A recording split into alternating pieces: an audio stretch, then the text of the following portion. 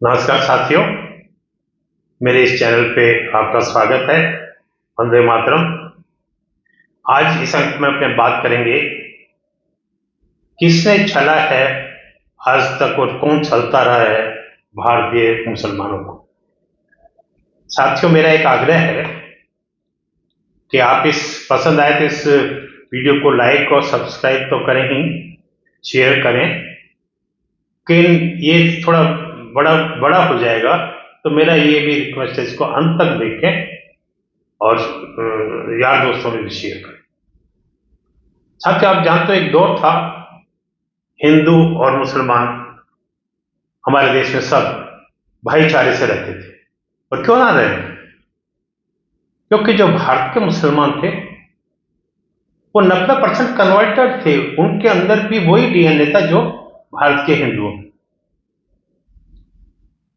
तो इसलिए एक साथ रहते थे और 1857 की जो स्वतंत्रता संग्राम हुआ उसमें भी दोनों ने मिलकर युद्ध किया था और अंग्रेजों के जो है छक्के छुड़ा दिए।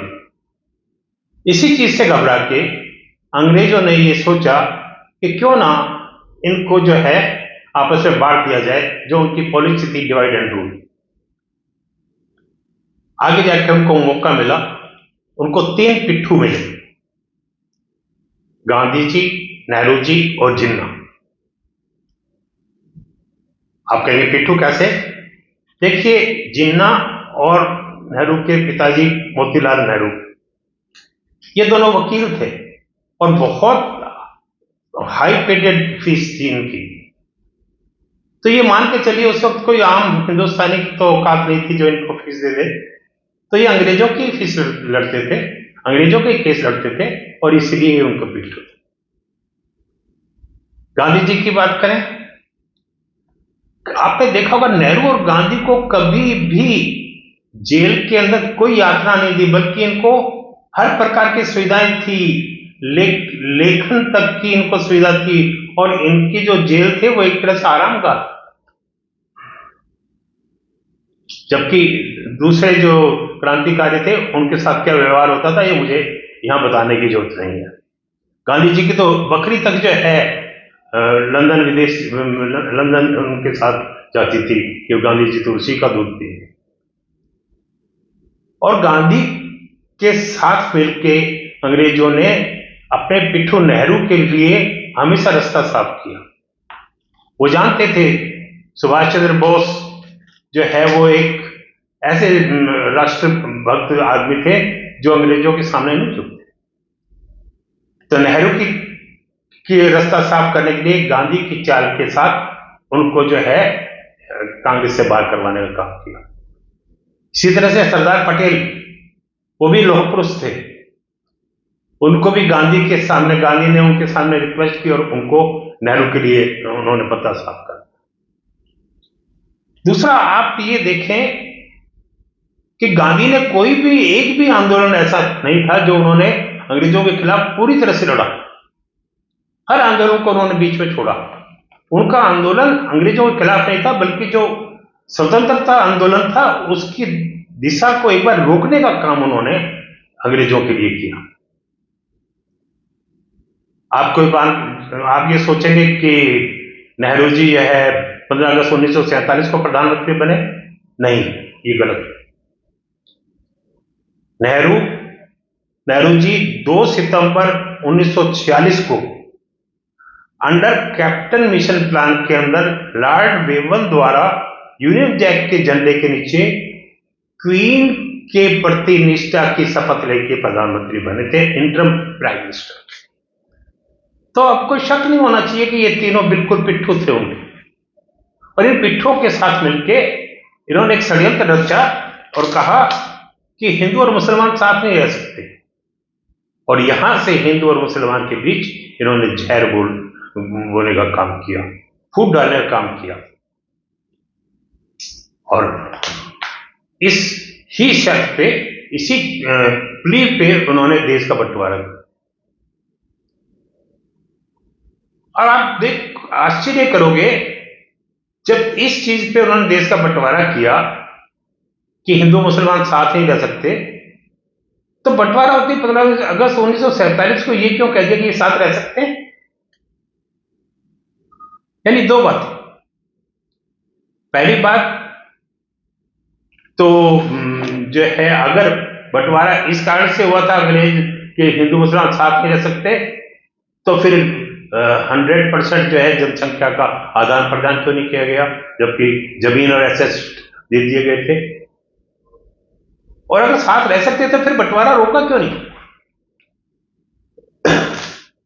ये इनकी चाल थी। और नेहरू को इसीलिए पसंद करते थे अंग्रेज, वो जानते थे नेहरू हमारी तरह से हमारी चाल पे चलेगा, और वो भी जो है बांटो राजनीति वाली जो है पॉलिसी चलेगा। हम चले भी जाएंगे तो भी हमारी जो है वो पॉलिसी यहां पे चलती है। नेताजी की आजाद हिंद फौज के अंदर हिंदू मुसलमान दोनों थे, और दोनों ने मिलकर युद्ध किया था, और जो है अंग्रेजों के चक्के छुड़ा दिए थे। तो वो नेताजी नहीं मानते थे कि हिंदू और मुसलमान, जो भारत के मुसलमान हैं और हिंदू हैं, उनके बीच में जो है कोई द्वेष है, कोई किसी प्रकार की उनको जो है बंटवारे की जरूरत है, या उनको आजादी के लिए जरूरत है। दरअसल नेहरू जो है वो सत्ता की प्राप्ति के लिए अपने आप को मुसलमानों का रहनुमा कहलाना चाहते, और मुसलमानों को एक वोट बैंक की तरह अपने पॉकेट में रखना चाहिए, और इसके लिए वो बाकी शक्तियों से उनको डराते रहते। डेमोग्राफी चेंज करने के लिए बांग्लादेश से जो है मुसलमान आने लिए, पश्चिम पाकिस्तान से मुसलमान आने लिए, इसलिए नहीं कि उनको मुसलमानों से प्यार था, उनको ये पता था कि मैंने इनके जो है दिमाग को निकाल लिया है और ये मुझे वोट देंगे। ये इतना बड़ा छल उन्होंने मुसलमानों के साथ किया। उन्होंने मुसलमानों को जो है जो अपना वोट बैंक चलाया और बनाया, और अपने हिसाब से चलाया। जब इस तरह का दूसरे स्वार्थी सत्ताधारी लोगों ने देखा, तो उन्होंने भी अपनी राजनीतिक पार्टियां बनाई, और उन्होंने भी जो है इसी पॉलिसी को शुरू कर दिया, क्योंकि वो जानते थे हिंदू जो है वो कभी इस तरह से बहकावे में आके एक मुश्त वोट नहीं देगा। तो उन्होंने मुसलमानों के बीच में जहर बोया, और उनको जो है अपना एक तरह से रिमोट कंट्रोल में चलने वाला हथियार बना दिया, या कह दो भेड़ बना दिया, और मुसलमान भी बेवकूफों की तरह से, नादानों की तरह से उनके पीछे चलने लगे। अब ये देखिए, ये जो मुल्ला मौलवी जो हैं, और ये जो तथाकथित फर्जी जो सेकुलर दल हैं, कांग्रेस समेत, ये इन लोगों ने भारत के आक्रांताओं को मुसलमानों का जो है रहनुमा बनवा दिया, उनका हीरो बना दिया। उन आक्रांताओं को जिन्होंने भारत के मुसलमान के पूर्वजों के साथ अत्याचार किया, उनकी मां बहनों के साथ में, पूर्वजों की मां बहनों के साथ में गलत काम किए थे, अत्याचार किए, और कन्वर्ट किया था उनको इनका हीरो बना दिया। ये लोग कन्वर्ट क्यों हुए, आप लोग मुसलमान लोग कन्वर्ट क्यों हुए थे? 3 कारण।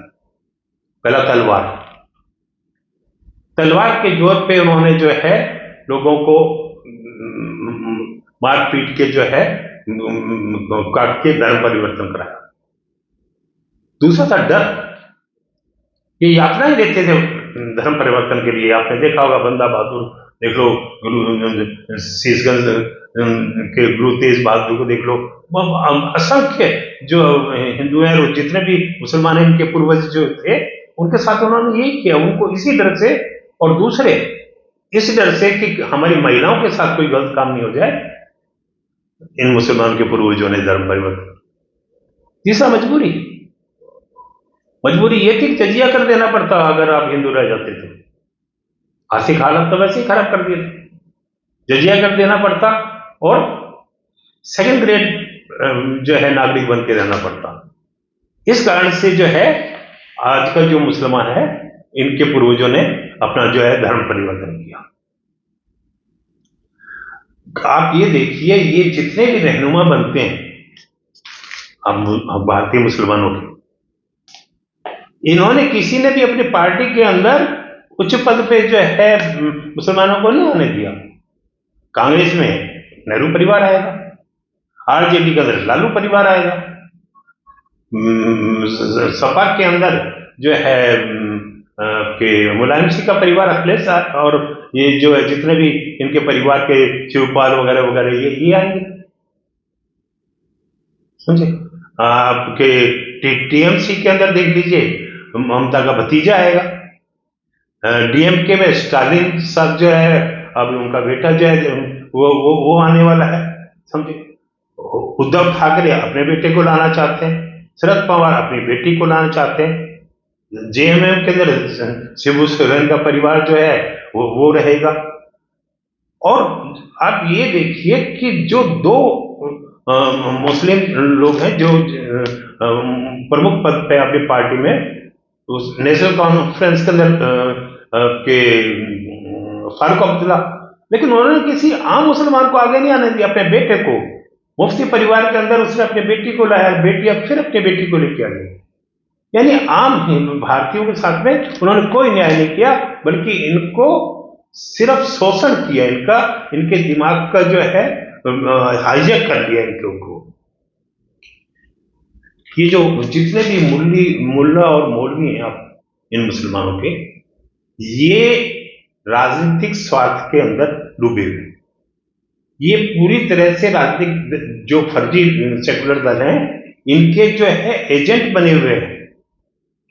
आम मुसलमान जो है ये उनकी रहनुमाई नहीं करते। आप ये देखिए, मदरसे काय के लिए होते हैं, इबादत गाह, लेकिन जुम्मे की नमाज के अंदर दीन की बात नहीं करते। ये अपनी तकरीर के अंदर भड़काऊ भाषण देते हैं, और उनके भाषण के अंदर कभी भी राष्ट्रीयता की बात नहीं होगी, कभी देश के प्रति प्यार की बात नहीं होगी, सेना के प्रति प्यार की बात नहीं होगी। और जो मदरसे हैं वो दीनी शिक्षा के लिए बने हुए हैं। इन मदरसों का क्या हाल है ये आप सब जानते हैं। छोटे छोटे बच्चे जो हैं उनके अंदर भी इन्होंने जो है जहर, अफीम रूपी जहर जो है वो भर रखा है। जो सेना के खिलाफ जब भी कोई अलगाववादी और जो है उपद्रवी को पकड़ने के लिए सेना या पुलिस जाती है तो बच्चों को आगे कर दिया जाता है, उनको जहर फैला रखा है। वो जो है पत्थर मारेंगे, महिलाएं भी पत्थर मारेंगी। ये मदरसों के कारण से ये दीनी शिक्षा नहीं देते, ये जहर फैलाने का काम करते हैं। ये आम मुसलमान, गरीब मुसलमान जो हैं उनको जो है भरमाने का काम करते हैं। आप ये देखिए, ये जितने भी मुल्ला मौलवी या आपके जो तथाकथित सेकुलर है, ये आम मुसलमान और रसूलदार मुसलमानों में फर्क करते हैं। मदरसे के लिए कहते हैं मदरसे बहुत इंपॉर्टेंट है। इनमें से किसी एक का भी बच्चा मदरसे के अंदर नहीं पढ़ता, विदेशों में पढ़ते, मैं नाम नहीं लेना चाहता, लंदन में पढ़ते हैं, समझे। दूसरा, कोई भी उर्दू अपने बच्चों को नहीं पढ़ाना चाहता, उर्दू की रहनुमाई करते हैं। इनके बच्चे अंग्रेजी स्कूल में पढ़ते हैं, बड़े से बड़े स्कूलों में पढ़ते हैं, लेकिन आम मुसलमान को वहां पे बांध के रखना चाहते हैं। बुर्का नसीब होना चाहिए, बुर्का नसीब। स्कूल में भी ड्रेस नहीं चलेगी, हम तो बुर्का पहन के जाएंगे। इनमें से किसी की भी बच्ची है बुर्का नसीब नहीं है। आप देखिए, ये वेस्टर्न जो है ड्रेस के अंदर आपको विदेशों में घूमते मिलेंगे। ये सारे जो है थोथरे नियम आप लोगों के लिए हैं। छोटी छोटी बच्चों के लिए एमसी आ गई, अब शादी के लायक होगी। आप ये देखिए, ध्यान करिए, किसी एक ने भी अपनी छोटी बच्ची की, ये जो रहनुमा बनते, किसी एक ने भी अपनी छोटी बच्ची की, अपनी बेटी की छोटी उम्र में शादी की है? एमए, एमफिल और पता नहीं क्या क्या ये अपने बच्चों को पढ़ाते हैं, लेकिन आम मुसलमानों को करने नहीं, पढ़ाने की जरूरत नहीं, बुरके में रहे, समझे, और बस अब ये शादी के लायक हो गए। इसी तरह से मुत्ता विवाह, क्या है मुत्ता विवाह? इनमें से कोई कराता है अपनी बेटी का मुत्ता विवाह? आम मुसलमान, गरीब मुसलमान को ठगने का काम करते हैं। बुरा ना माना, ये एक तरह से वेश्यावृत्ति करवाने का काम है।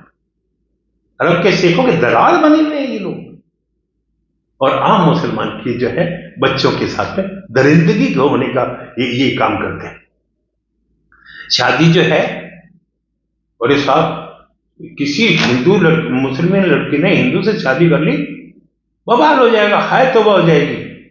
अगर एक आम मुसलमान करे तो, मुसलमान लड़की करे तो, फारूक अब्दुल्ला की बेटी अगर सचिन पायलट से कर ले तो कोई चू नहीं करता। सुना कभी आपने? शायद कईयों को तो पता भी नहीं होगा कि सचिन की पत्नी जो है इसके अब्दुल्ला परिवार की, अब शायद वो अलग रह रहे हैं, पर आप देखिए शमी की बेटी ने होली खेली, बड़े हंगामा मचा दिया। आप देखिए ये जितने बड़े बड़े जो हैं ये लोग होली खेलते हैं, और बॉलीवुड में देखिए ये सारे के सारे होली खेलते हैं। कोई इनमें से एक भी जो है ना ये मुल्ले मौलवी वगैरह कोई कोई कोई कुछ नहीं बोलता। मूर्ति पूजा कर लेंगे तो फतवा जारी कर देगा। हाँ, मुसलमान अगर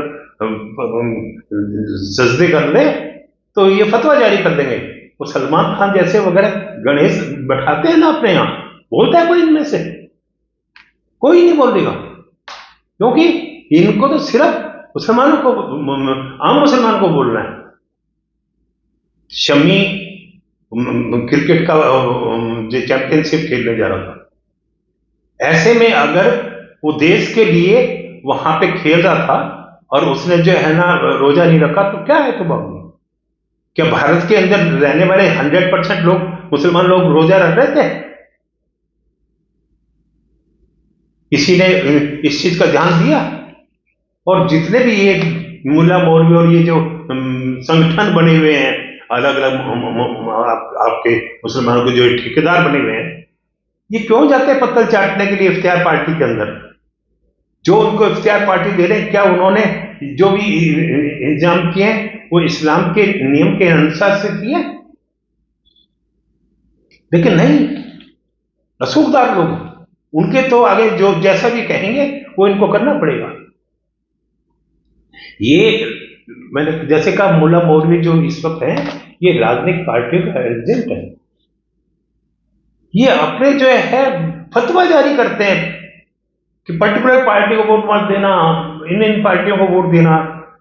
भाई आप इनके मुसलमान लोगों को दीनी शिक्षा देने के लिए बैठे हो, या आप जो है राजनीति करने के लिए बैठे हो? राजनीति करनी तो आओ ना, राजनीति सीधा से सीधा करो, फील्ड के अंदर आके भरमाने का काम मत करो। फतवे जारी कर देंगे, साहब इसको दे दो। ये जो है आपस में लड़ा के इन राजनीतिक पार्टियों का उल्लू सीधा करवाते हैं, ये उनको किसी भी तरह का कोई लाभ जो है नहीं मिल जाए। आप ये देखिए, जिन पार्टियों का ये समर्थन करते हैं, 70 साल तक उन लोगों ने राज किया। सच्चर कमेटी की रिपोर्ट आई, क्या लागू की? किसी मुसलमान को कोई कब्रिस्तान के लिए जमीन दे दी तो अलग बात, कोई जो है ना किसी जो है मुल्ला मौलवी को राजी करने के लिए या आपके धर्म की कोई संस्था बनी उनको राजी करने के लिए जमीन दे दी, तो आम मुसलमान के लिए क्या किया? और आज जो सत्ता के अंदर है वो अगर सबका साथ सबका विश्वास वाली बात करते हैं, जितनी भी योजना बनाते हैं, चाहे वो राशन की हो, बिजली की हो, आपके शौचालय की हो, मकान की हो, मतलब जितनी योजना बनाते हैं उसमें कोई किसी के लिए स्पेशल कुछ नहीं है।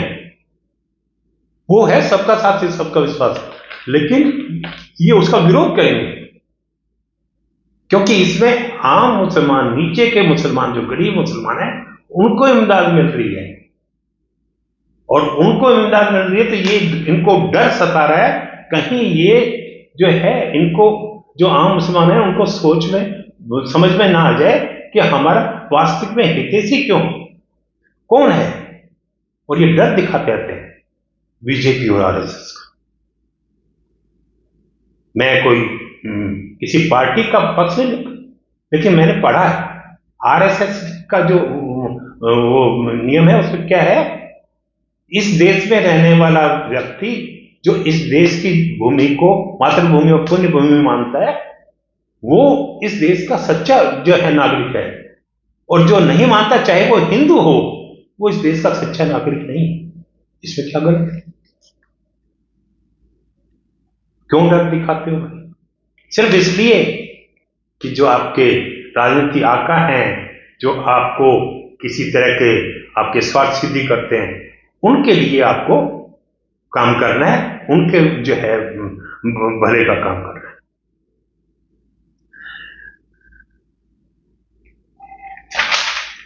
अब हालत ये हो गई है कि जो देश का आम मुसलमान है, उसके प्रति जो आम नागरिक है, उनको उनकी राष्ट्र प्रेम पे शक होने लग गया। और हो भी क्यों ना, उसके कारण मेरे को ये बताइए, जब भी किसी अलगाववादी, आतंकवादी के खिलाफ कार्रवाई होती है तो पत्थरबाजी करने के लिए क्यों आ जाते हो?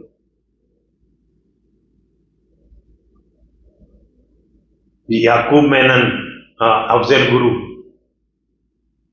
इनको जो है सजा होती है तो आप छाती क्यों पीटने लग जाते हो?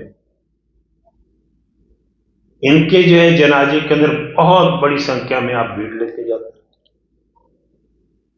और डॉक्टर अब्दुल कलाम के जनाजे में आप में से कितने लोग गए थे? इनकी मातम पुरुष, ये जो आतंकवादी हैं और ये जो अलगाववादी हैं, ये मर जाते हैं तो ये राजनीतिक पार्टी और मौलाना शहीद का दर्जा दो, और उनके घर मातम पुरुष के लिए जाते हैं। बताइए कितने लोग, अशफाकुल्ला खां, अब्दुल हमीद जैसे जो देश के लिए लड़े मरे, असंख्य लोग हैं। ये एक दो नाम लेके मेरा वीडियो वैसे ही बहुत बड़ा हो रहा है। तो कभी गए इनके घर मातम पुरुषी के लिए? नहीं, अब्दुल कलाम के घर भी नहीं गए। तो ये जो जहर है ना, ये इस जहर इनके जो फैलाए हुए हैं, उसमें आप लोग आते हो, इस कारण से आप लोगों पे जो है संदेह होता है। बाबर के कब्र पे जाके सजदे करते हैं। कौन? नेहरू ने किया, इंदिरा ने किया, राजीव गांधी ने किया, सोनिया को, सारे इस परिवार ने किया। और इंदिरा गांधी के पति फिरोज खान के कब्र पे तो ये कभी फूल रखने लगेंगे, क्योंकि ये सिर्फ ढोंगी हैं आप लोगों का दिमाग निकालने के लिए। इनको कोई मुस्लिम से प्यार नहीं है, इनको सिर्फ सत्ता से प्यार है, पैसे से प्यार है। ये आपके कभी नहीं थे, ना कभी होंगे। सीएए कानून आया, क्या किसी मुसलमानों को नुकसान होना था? लेकिन इनके बहकावे में आके आप सब मुसलमानों ने जो है उपद्रव किए, आंदोलन नहीं कहूंगा, उपद्रव किए।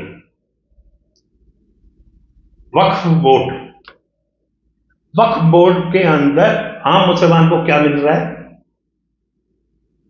ये जितने चिल्ला रहे हैं ना बड़े बड़े, इन सब के पास में 300-300, 400-400 करोड़ का जो है वक्फ की संपत्ति इन्होंने कब्जे की हुई है। और ये इस डर से कि ये संपत्ति इनसे छीन नहीं जाए, ये चिल्ला रहे हैं। और आप लोगों को अपना रिमोट कंट्रोल के चलने वाला हथियार बना रखा है। भीड़ बने हुए हो आप, उनके पीछे चलते हो और जो है देश के अंदर उपद्रव फैलाने का काम करते हो। तो फिर देश की जनता कैसे जो है आप लोगों को प्यार? धार्मिक जुलूस अगर हिंदू का निकलता है तो आप पत्थरबाजी करेंगे। हिंदू की आस्था के खिलाफ, उनके जो है धर्म के खिलाफ, उनके आराध्यों के खिलाफ आप जो है अनाप शनाप जो है स्पीच देंगे। और ये सब काम अगर कोई कर रहा है तो ये जो पढ़े लिखे और समझदार जो मुस्लिम है, ये चुप क्यों है? क्यों नहीं इन्होंने कभी अपना मुंह खोला कि नहीं ये देश विरोधी काम है, अपने को नहीं करना है, हमको ऐसा काम नहीं करना। हम इस देश के वासी हैं, इस देश में हम पैदा हुए और इस देश का डीएनए हमारे अंदर है, लेकिन नहीं बोला। अब जरा सोचो आप कि आपका वास्तविक हितैषी कौन है? वो लोग जो आपको रिमोट के सहारे अपना हथियार बना के जो है आपका यूज कर रहे हैं, या वो जो आपको समानता की दृष्टि से देख के हर योजना में आपको लाभ देने का काम करते हैं। आप पे छोड़ता हूं कि आप क्या चाहते हैं। क्या देश की मुख्य धारा में झुक के देश की उन्नति के लिए काम करना चाहते हैं? सच्चे देश प्रेमी कहलाना चाहते हैं? मुसलमान ईमान जिसको कहते हैं ना, मुसलमान ईमान दिखाना चाहते हो, या इनकी भीड़ बन के जो तथाकथित राजनीतिक सेकुलर जो दल बताते हैं अपने को, इनके हथियार बन के तुम सड़कों पे निकलोगे, उपद्रव करोगे और देश के अंदर बवाल फैलाने की कोशिश करोगे? अगर ऐसा करोगे तो यकीन मानिए आपका बहिष्कार होगा, ठीक वैसा ही बहिष्कार जैसा आप करते हो। राष्ट्र के जो उन्नति का काम करते हैं, सेना है, उन सब के खिलाफ आप बहिष्कार का काम करते हो। तो अब अगर आप ऐसा करेंगे तो बहिष्कार हो जाएगा। तो मैं ये कहूंगा, आप सोचिए आपका हितैषी कौन है, आप क्या चाहते हैं अपने आप में, अपने उन पूर्वजों की जो है शान रखना चाहते हो। मैं ये नहीं कहता आप धर्म को जो है बदल के वापस हिंदू मान जाओ, ये सब अपना निजी मामला है, इसमें कोई मतलब नहीं है। लेकिन ये जरूर कहूंगा कि अपने को हथियार मत बनने दो इन स्वार्थी लोगों का, और देश की उन्नति में आगे बढ़ो, देश का नाम ऊंचा करो और अपने आप को साबित करो कि आप मुसलमान ईमान वाले लोग, समझे, देशभक्त लोग हो, आप गद्दार नहीं हो। आशा करता हूं मेरी बात आपको पसंद आएगी। वीडियो लंबा हो गया, मेरा निवेदन है इसको पूरा देखिएगा और इसको सब जगह शेयर कीजिएगा। कोई गलती हो मुझसे तो मैं क्षमा भी मांग लेता हूं। नमस्कार, जय हिंद।